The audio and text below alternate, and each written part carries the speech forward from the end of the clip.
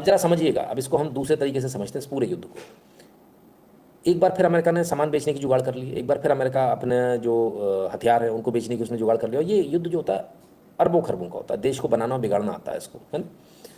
तो अमेरिका ने अपने हथियार जो उसका डेड स्टॉक है उसको बेचने की जुगाड़ कर ली है इसराइल के मार्फत।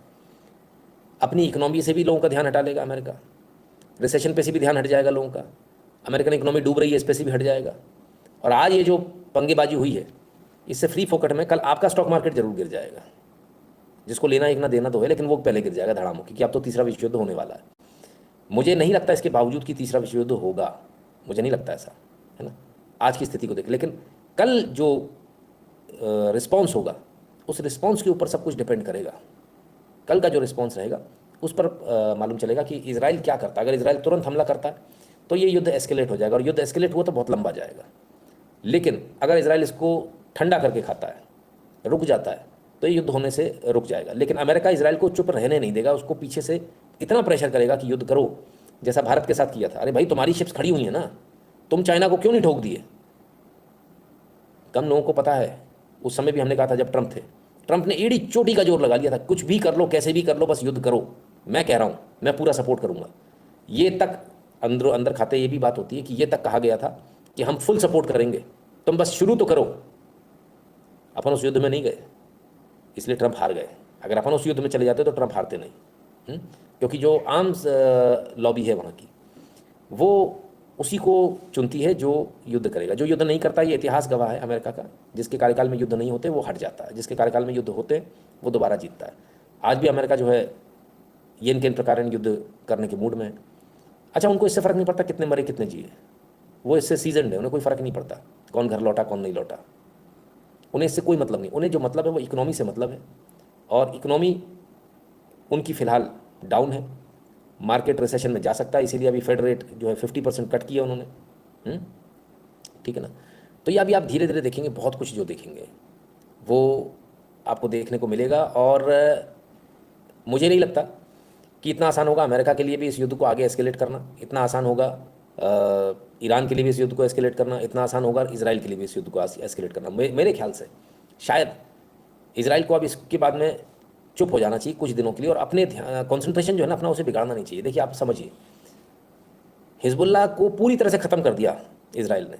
अब ये एक नया फ्रंट खोला जा रहा है, जबकि वो अभी हिजबुल्लाह से निपट नहीं पाया पूरी तरह से। ये नया फ्रंट खोला जा रहा है, इसलिए अपने पहले एक को निपटा लो, आप पूरा ध्यान वहाँ लगाओ और उसे एक को निपटा दो। एक के बाद दूसरा फ्रंट खोलो, एक साथ सारे फ्रंट खोल दोगे तो बहुत सारी दिक्कतें आ जाएंगी, क्योंकि ईरान पर हमला करते ही बहुत कुछ हो जाएगा, बहुत कुछ होगा। वक्त बताएगा क्या होने वाला है। लेकिन यहाँ कुल मिलाकर जो है मार्केट वालों को एक बहाना मिल गया मार्केट तोड़ने का, स्विंग लाने का, अप एंड डाउन का। ये तमाम सारी चीज़ें भी आपको देखने को मिलेंगी। चुनाव भी है अमेरिका में, उसका भी इफेक्ट है, और उनको भी चाहिए कि वहाँ पर वो कुछ प्रेजेंटेशन दें कि भाई हमने ये कर दिया, हमने वो कर दिया। माल बिकेगा तो थोड़ा रिसेशन से भी बाहर आएंगे, है ना। तो ये है। खैर, इसमें अगर आप देखेंगे, अच्छा, इस सब में भारत की तो बात ही नहीं करी कि भारत का क्या होगा। देखो, अब रशिया किसको क्या दे रहा हमें तो इससे मालूम नहीं, और हम कभी किसी से ये देखते भी नहीं। देखो, आप एक बात बताइए, आप ठेले पे गए, आपने सामान खरीदा, अब वो टमाटर का आप चटनी बनाओगे घर में लाके, या वो सब्जी बनाओगे उसकी, ये ठेले वाला तो नहीं बता सकता ना। और वो प्रेशर भी नहीं दे सकता आपको, नहीं भाई साहब लाल टमाटर ले जा रहे हो, आपको घर जाके इसकी सॉस ही बनानी है, ऐसा कह सकता है? नहीं कह सकता। तो भारत से भी जो ब्रह्मोस जाती हैं, जो तमाम सारी चीज़ें जाती हैं, वो अपन किसी से कह थोड़ी सकते कि टमाटर तुम लाल ले जा रहे हो तो जो है इसको जो है तुम चटनी ही बनाओगे। वो कहीं भी इस्तेमाल करें, हमें उससे क्या मतलब है। तो हमारे यहाँ से जो कुछ भी जाएगा वो जाए, जा रहा है। कुछ लोग कह रहे पता नहीं, मुझे मालूम नहीं है। अभी कोई पीले पीले कलर की कोई शेल दिखा रहा था कोई 1-2 दिन पीछे ही। आदमी ठीक नहीं है। लोग तो बहुत सारी और स्पेकुलेशंस भी कर रहे हैं।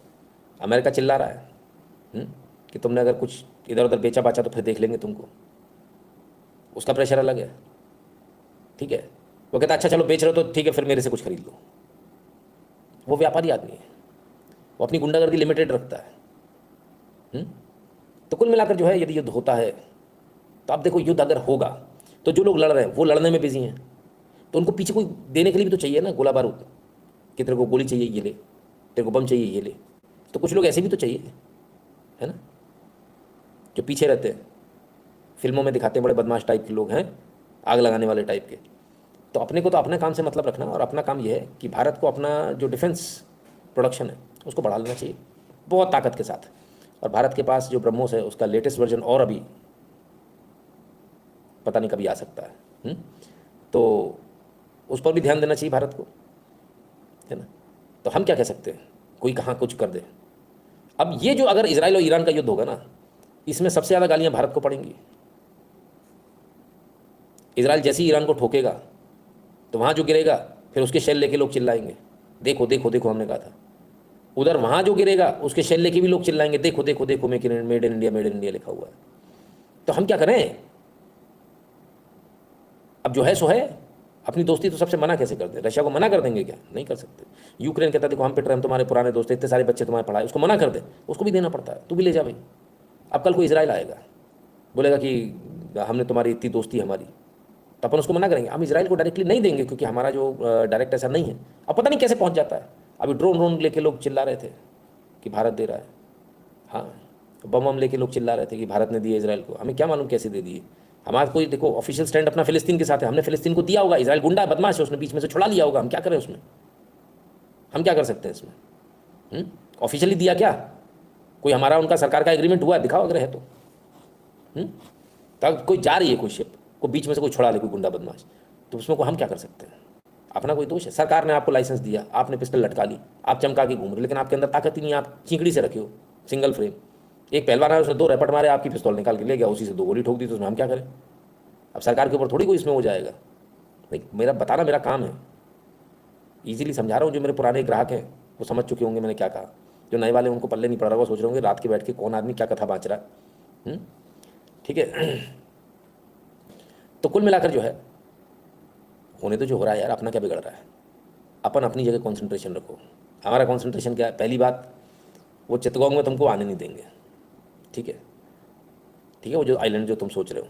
दूसरी बात, चाइना आपके लिए बहुत बड़ा खतरा है, बहुत बड़ा खतरा है। चाइना वो कर रहा है जो पाकिस्तान नहीं कर पाया। तीसरी बात, आपको पीओके लेना है और पाकिस्तान को डिसइंटीग्रेट करना है। तो ये जो 3 चीज़ें हैं इस पर अपना ध्यान केंद्रित होना चाहिए। पहले नंबर पर मैंने किसी और चीज़ को रखा, दूसरे नंबर पर किसी और, तीसरे नंबर पर किसी और को। संभवतः आप लोगों की नज़र में यदि आप लोग होते तो तीसरे नंबर को पहले नंबर पर रखते हैं, है ना। तो यही सोच का फ़र्क है, ठीक है। तो प्रायोरिटीज़ एकदम क्लियर है। वर्ल्ड मार्केट सजा हुआ है। हमको कुछ ट्रिलियन की इकोनॉमी बनना, हमको भी बनने दो यार, काहे तुम लोग परेशान कर रहे हो। माल खरीदो तुम, खूब फूको, कोई दिक्कत नहीं है। जिसको जैसा मना है वैसा ठोको, कोई ना नहीं कर रहा है, ठीक। अब बढ़िया तरह से माल लेते जाओ, एकदम फुल स्केल पे चला रहे हैं हम, टेंशन मत लो। कभी कोशिश कर रहा हूँ और डिफेंस वाले उसमें जाने की, स्पेशल इकोनॉमिक जोन जो बना रखे हैं डिफेंस के, डिफेंस कॉरिडोर्स जो बने, पता चल जाएगा, है ना। तो खैर बहुत सारी कंपनियां हैं सर, कई लोग बहुत अच्छा काम कर रहे हैं, कई कंपनियां उभर आई। मेरे सामने सामने कुछ लोगों ने काम चालू किया था, है ना, कल। अब सोचिए इसको 2 मिनट के लिए रिवर्स कर लीजिए। अपन 2 मिनट के लिए 2014 से पहले आ जाते हैं। हमारे पास एक भी ऐसा डिफेंस का कॉरिडोर नहीं था। अगर आज ये सब कुछ हो भी रहा होता तो अपने कुछ फ़ायदा होता नहीं।